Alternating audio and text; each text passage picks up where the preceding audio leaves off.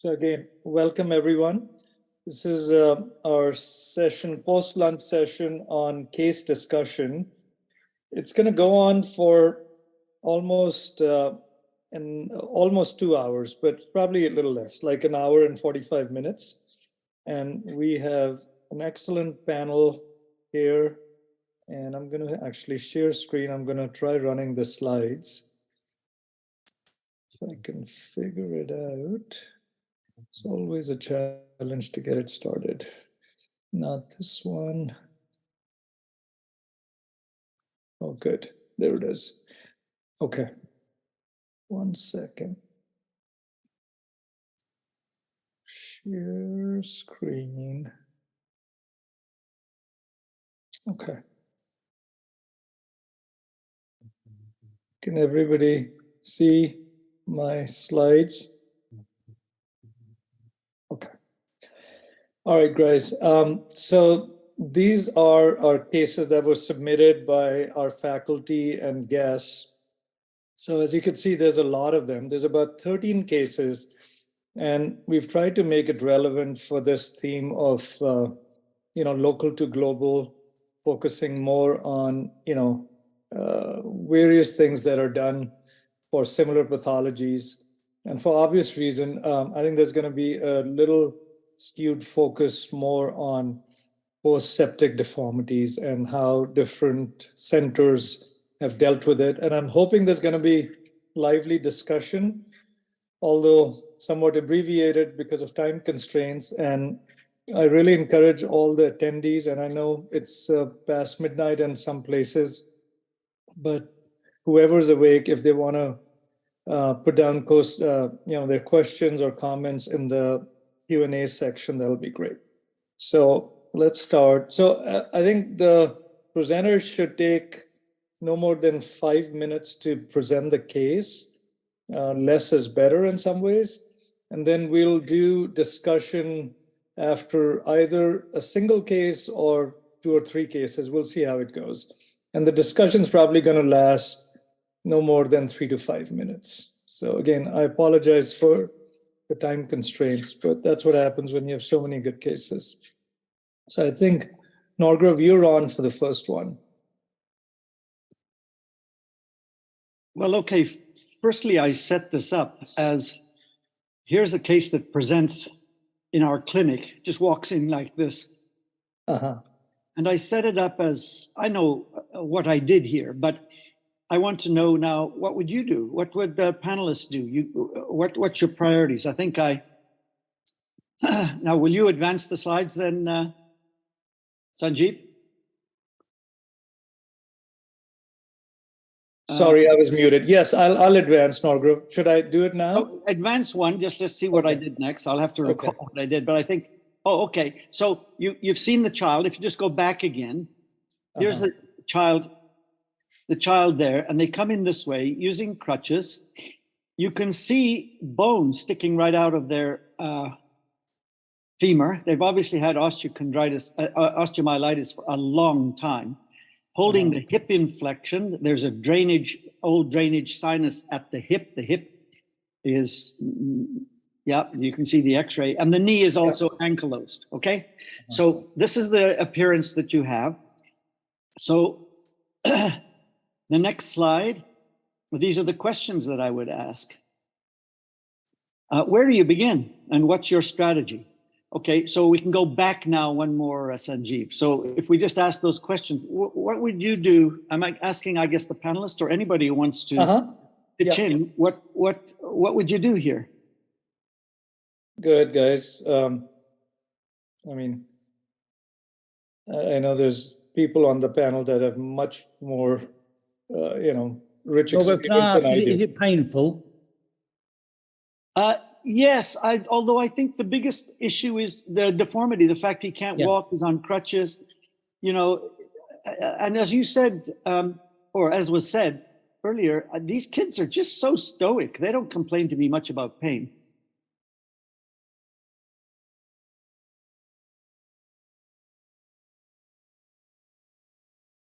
Well, I guess to open it, you can see the sequestrum there, correct? You can see that piece of bone that's sticking out. and it's sticking out through the skin, and it's all old and dead out there. I don't think you can retain this kind of sequestrum. You just have to pull it out. And I'll tell you, you could pull that out in the clinic. Just put an instrument on it, give it a little tug, and it'll fall out. Many of these kids have fallen out in the village. And as you see, actually, there's amazingly good involucrum behind it. You do not have a segmental gap here. And so that illustrates just how dramatic the retained periosteum can be around a sequestrum, and how the body does everything it can at the appropriate time to spit this thing out. And so you just assist it along by taking that out, and within days that incision that wound will look better. So I would say, what's the strategy? Well, number one, get rid of that big piece of dead bone, and do that in the clinic if you wish. Maybe dress the wound, see how much drainage is coming from it. I appreciated other talks talking about antibiotics. I did hundreds of cases of osteomyelitis in Uganda where I never used antibiotics, never used them at all. When you've got this kind of chronic stage, you've got a walled off infection, you don't have to think antibiotics. And in my discussions in North America, everybody, all they can talk about is antibiotics. Is it 4 weeks? Is it 6 weeks? Which antibiotics? And I say, you don't need them. You need antibiotics for systemic infection, systemic signs. If they're acutely ill, you need them. Okay to cover with antibiotics for a few days, but do not make antibiotics the strategy here. It's got to be, get rid of that piece of dead bone. Now you've got a reconstruction situation. So where would we start with the reconstruction? There's the bone. That's what it looked like when it came out. Should I advance to the next one, Norgro? I would love to know. Okay, let me also interject. Okay, and I think it's going to come up again too. How about, sprinkling antibiotic powder in general for, osteomyelitis? What do people feel about that for acute and chronic osteo? Well, I just told you what my attitude is about IV antibiotics. So I have no time for it at all. And where do you get it? Now, I think where it may come up though, Sanjeev, is if you've got now a gap, you've got a defect, and there's some drainage from it. You're trying to clean that up. So the idea that you put in antibiotic-loaded beads or something in there is reasonably appropriate. And I'm just going to interject another little comment that relates all the way back to what Mark Eidelman was talking about. It's really interesting to see involucrum growing around infected bone if you just wait on it. It's really interesting to put in masculate, to put in polymethacrylate and see involucrum growing around it, or at least a good membrane. And it's really interesting. We have quite a lot of cases in Uganda where we used fibula non-vascularized. Just take a chunk of fibula and put it in there. And we saw in Mark's case, even allograft fibula, and they incorporate.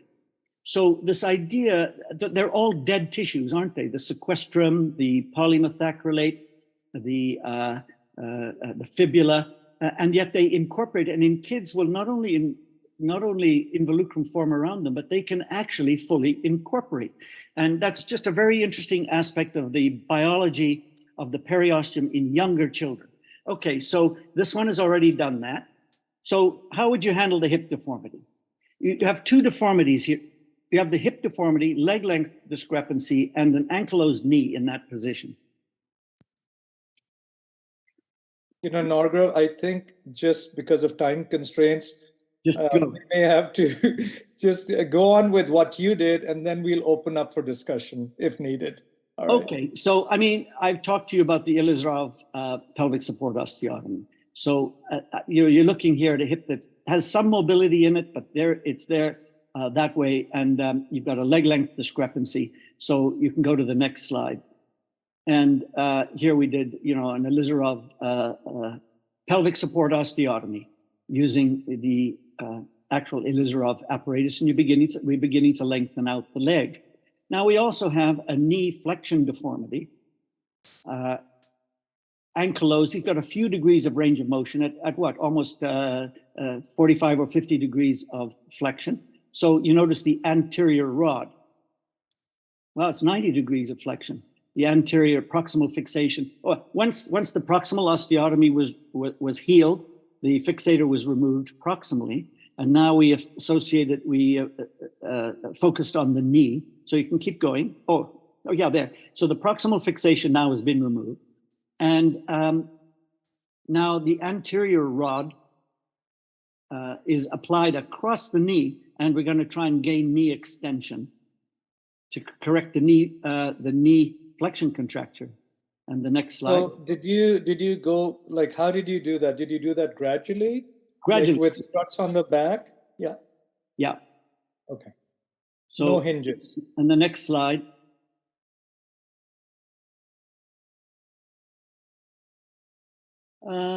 Okay, so this is the end result now. The end result, there's a monolateral fixator, and this is the degree of range of motion this kitty now has. So you can see there's deformity at the knee, but it got that degree of range of motion. And I think the final slide does show the final position. Oh, it doesn't. Okay. Anyway, you have a leg that's equalized in length. The anatomic axis does line up, and a few degrees of range of motion at the knee, and a very mobile hip. So that's how that case was resolved. You know what I think might work, and I know it's very ad lib, maybe just each presenter can do like one lesson learned from the case, if you don't mind. I hate to put you on the spot, Norgrove, but what's your lesson learned here? Or what's the message for the audience? Oh, I suppose how I love Ilizarov pelvic support osteotomies. Okay, all right. Fair enough. And no antibiotics. And okay. I have to get the antibiotics. Okay, fair enough. Okay, we're going to go to the next one because you've set the stage for Amika. He's going to talk about post-infection bone loss. All right, Amika, I can advance for you. Okay, thank you very much. So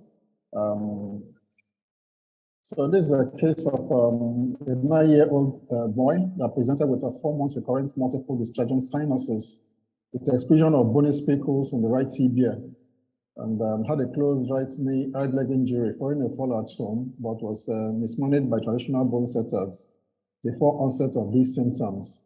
These are the radiographic features, as you can see: chronic osteomyelitis with huge depression involving the entire right tibia, just like one of the cases, some of the cases that Dr. Ferreira Nambu presented earlier. So as they came, next please. Next slide. Okay, so you can see the extent of the, please go back. Okay, the previous slide, please. Previous, okay. Okay, so this is how they presented. You can see the entire bone involved, the entire tibia involved, including the distal physis. Almost the entire bone, including the physis, was affected. Next slide. So initially they came, we applied a cast, an above knee long cast with some openings for dressing of the sinuses to allow the involucrum to mature. And after a while, we converted it to a cast brace so that the knee can have some physiotherapy and bend well. So at the end of the day, when much of the infection has settled and the sequestrum has formed well, this was the result that we got. You can see there's a gap distally. Next. So that's how the child appeared. So we applied an antibiotic impregnated bone cement after debriding the bone, the fragments around that gap, and they left it for, and we usually leave for 6 weeks, but the patient didn't come until I think about 10 weeks. So that was showing us what happened. So when he came back, we removed the cement and applied laser ring fixator and did a bone transport right across the membrane that was formed to bridge that bone gap. Next. Next slide. So this the transport in progress, and the child walked all the while through with the fixator, and the result is as shown. Next slide, please. So in no time, the generates matured very well, and he didn't have any sequestration, no discharge throughout this duration, except normal pin site infections, which were adequately managed by dressing. Next slide. So that was the result at the end of the day, with a well-formed, no mature regenerates, and no area of discharge at all. So lesson learned here is that we can actually do. We shouldn't give up on an infected bone in a child. The body has its own mechanism of coping, and we can take advantage of that without causing any morbidity in other parts of the body to regenerate the deficit that is left in the bone. Thank you. All right, great, Amiga. I got a couple of little questions. So that's kind of creative that you've got a mascule to start with, but you're using it as a setup for bone transport. Was that your intent from day one, or that's just how it evolved? And that was my intent from day one, just to create the quality of the soft tissue was very poor initially.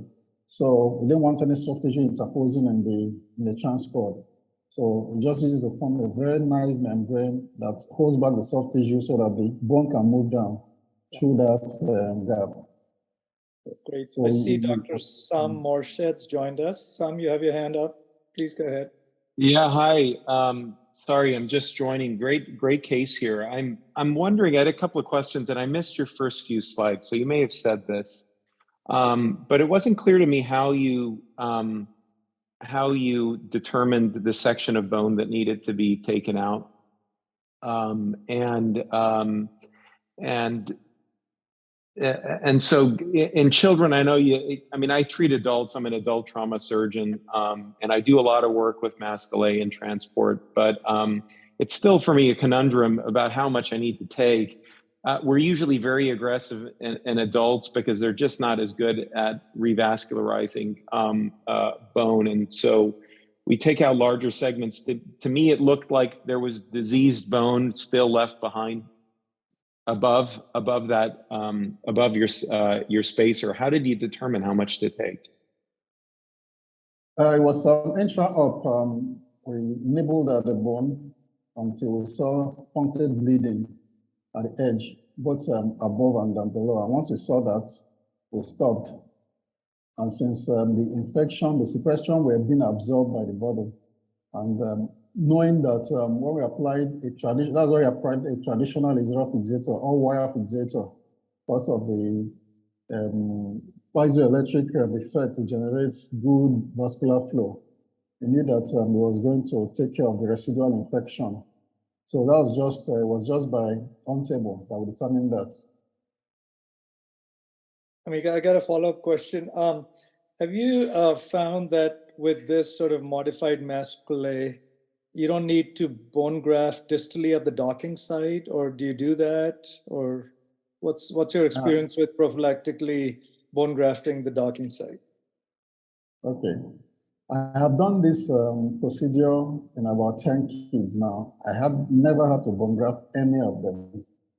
I've never had to bone graft any of them. So it's, maybe I was just lucky, I don't know. Good. All right. Perfect. Great case. Okay, we got to keep moving. All right, Mark, you want to go ahead? Mark, are you there? Heidelman? There he is. Yes. Yeah. I'll present you the case of chronic sclerotic osteomyelitis ovaria. It's a really orthopedic enigma. There is no treatment consensus if you look in the literature. What proposed treatment is non-steroidals and colchicine, and waiting for the nearly 20 years. Some doing drilling. So it's really unpredictable course and a very prolonged course of treatment. We also don't know what is the chronic osteomyelitis of Gare. So this is the case. In 2009, she was 15-year-old, and you can see that the osteomyelitis going up to the growth plate of the distal tibia on both of the MRI and the bone scan.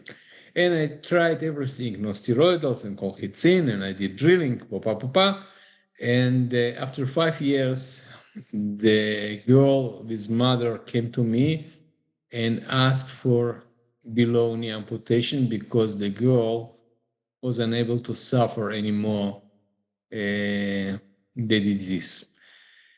My fear was that what will happen in this 1 centimeter above the ankle joint? What will be if the disease will come back? Then she will need, and this part is, can you advance more, please? Yes. So this is the only 1 centimeter above the ankle joint that's so-called free of disease. And next slide, please. And this is the block of 12 centimeter that I removed. And how many wires you can put in for more than 1 year of bone transport in the area of 1 centimeter above the ankle joint? Next slide, please. So I put 3 and keep them for 1 year. Okay, of course, I put some wires in the calcaneus and talus, and I incorporate the foot. And next slide. Next slide. So here is the block that I removed, and this is the proximal tibial osteotomy. We started bone transport.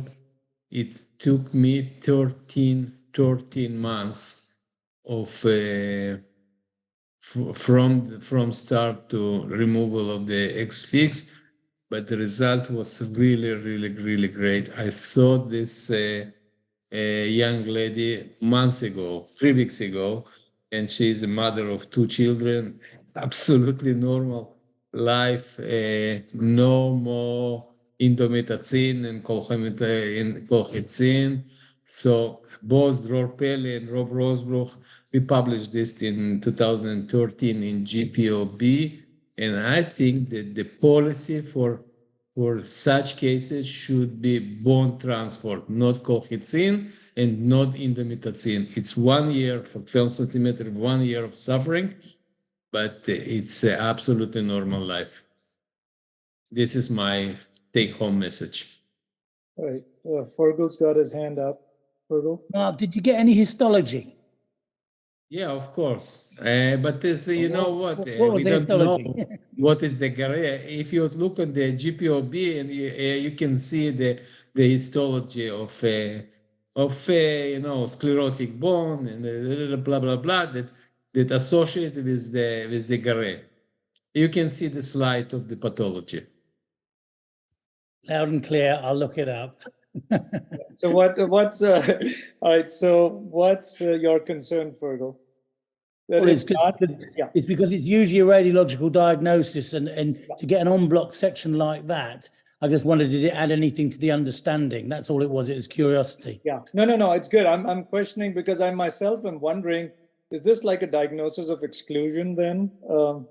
Yes, Mark? of course. Yeah. Yes, of course. Yes, it's diagnosis of inclusion, but